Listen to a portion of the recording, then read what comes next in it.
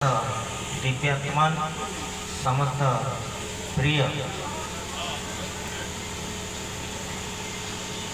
संकीर्तन प्रेमी एवं संकीर्तन को पृष्ठपोषकता जगौथिबा मार्गदर्शन देउथिबा महान पंडित एवं साधु संत को भक्तिपूत प्रणति ज्ञापन करुच्ची।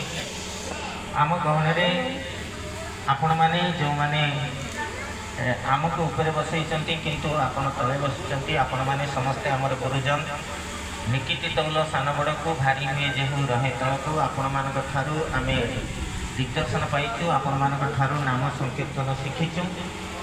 तेणु आपण मान समस्त को मोर भक्ति प्रणति ज्ञापन करुच्ची।